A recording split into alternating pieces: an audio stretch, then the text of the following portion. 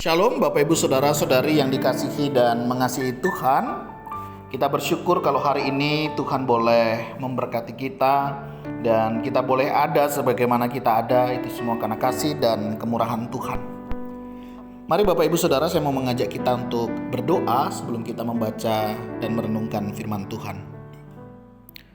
Tuhan, terima kasih, kami sungguh bersyukur karena kasih setiamu menjaga dan memelihara kami sehingga kami boleh menikmati setiap berkat-berkat yang datangnya daripadamu. Terima kasih ya Tuhan untuk kasih setiamu di dalam hidup kami. Sebentar kami akan membaca dan merenungkan firman-Mu. Berfirmanlah dan biar kami mengerti apa yang menjadi kehendak-Mu di dalam hidup kami. Kami berdoa di dalam nama Tuhan Yesus Kristus. Haleluya. Amin. Ayat firman Tuhan hari ini terambil dari kitab Amsal pasal yang ke-17 ayat yang pertama hingga ayatnya yang ke-12. Saya akan membaca di ayatnya yang pertama. Lebih baik sekerat roti yang kering disertai dengan ketentraman daripada makanan daging seruma disertai dengan perbantahan. Amin. Demikianlah firman Tuhan, mari kita merenungkannya. Bapak Ibu Saudara yang dikasihi dan mengasihi Tuhan, ketika kita diberikan sebuah pilihan di dalam ayat ini, kira-kira pilihan yang mana yang akan kita pilih? Apakah kita akan memilih lebih baik sekerat roti yang kering disertai dengan ketentraman, atau pilihan yang kedua makan daging tapi seruma disertai dengan perbantahan? Kalau boleh saya mewakili begitu ya, pasti kita akan berpikir dan memilih lebih baik sekerat roti yang kering disertai dengan ketentraman. Kenapa Bapak Ibu? Ada banyak orang lebih baik memilih ini, walaupun ada juga orang yang memilih makan daging walaupun disertai dengan perbantahan. Karena saya yakin dan percaya tidak ada dari antara kita yang ingin hidup penuh dengan perbantahan.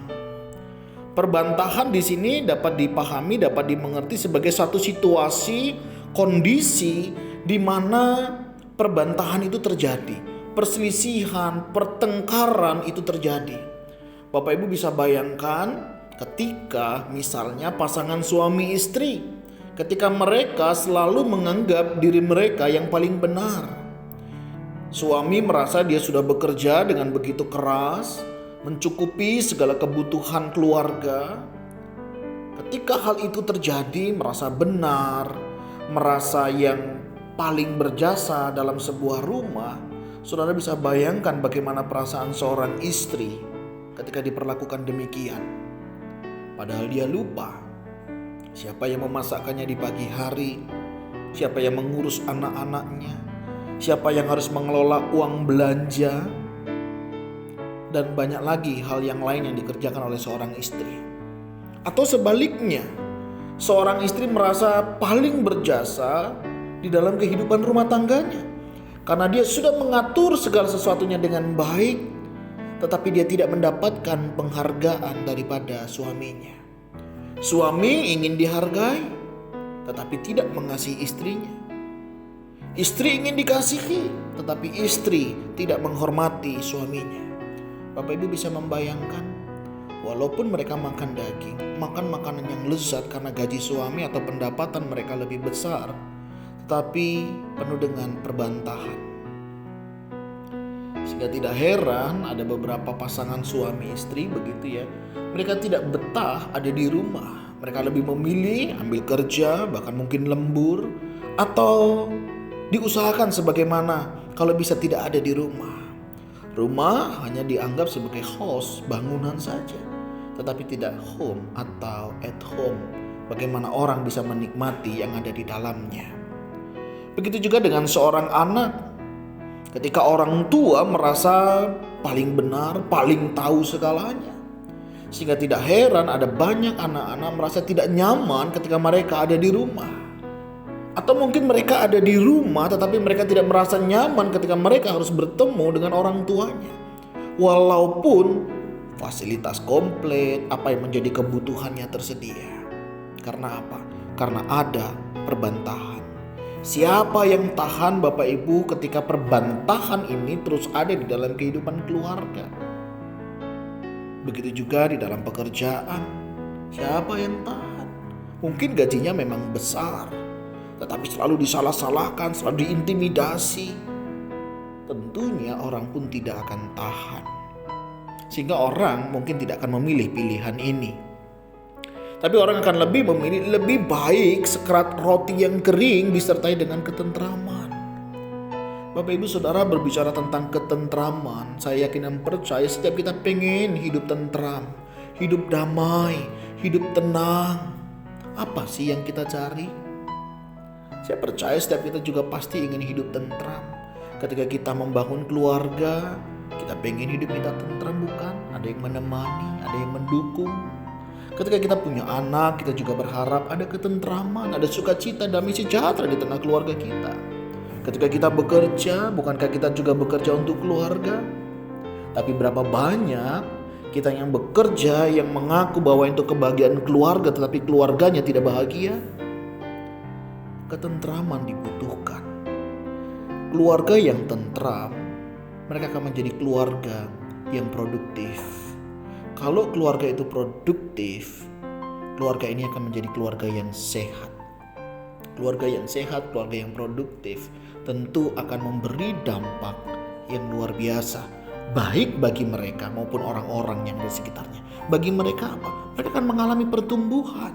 Mereka akan saling mengasihi. Mereka bisa saling menerima satu dengan yang lainnya. Bukan saling menyalahkan, ingin dilayani. Tapi mereka akan saling melayani. Mereka akan saling mengasihi. Mereka akan saling memperhatikan. Karena apa? Karena ada ketentraman. Walau sekerat roti yang menjadi hidangan mereka. Tentunya kebersamaan ini, ketentraman ini mungkin hanyalah sebagai awal. Ketika mereka sudah bisa lebih baik, keluarga mereka sehat, keluarga mereka menjadi produktif, mereka akan bisa bertahan lebih kuat. Dan tentunya di masa-masa ini ada banyak orang, banyak keluarga bisa melipat tangan bersama dengan pasangannya. Karena mereka tahu hanya Tuhan yang menjadi andalan mereka. Tapi ketika segala sesuatunya tercukupi, hati-hati. Seringkali membuat kita lupa pada Tuhan, membuat kita lupa akan tugas tanggung jawab kita masing-masing. Amsal mengingatkan kita, bagaimana dengan kehidupan keluarga kita hari ini? Jangan sampai kemewahan, apa yang kita punya hari ini membuat kita tidak mengalami damai sejahtera dan sukacita di dalam pernikahan ataupun di dalam hubungan keluarga. Atau juga kemiskinan, ketidakpunyaan, ketidakmampuan membuat kita juga berselisih paham dan saling menyalahkan. Tapi hendaklah setiap kita mengalami ketentraman. Tentram bukan berarti tidak ada masalah, tidak ada pergumulan.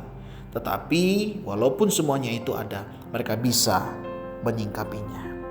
Mazmur 133. Tuhan melihat, memperhatikan, sungguh alangkah baiknya dan indahnya apabila saudara bisa hidup bersama, diam dengan rukun. Karena kesanalah Tuhan akan memerintahkan berkatnya.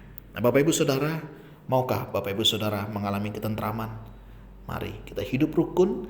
Kita bisa menikmati setiap berkat yang sudah Tuhan berikan dan kita tahu bagaimana mengucap syukur kepada Tuhan. Tuhan, terima kasih. Ajar kami mensyukuri dengan apa yang ada pada kami, apa yang sudah Engkau berikan kepada kami. Saat ini kami rindu mengalami ketentraman di dalam hidup ini. Asal kami bersama dengan Engkau.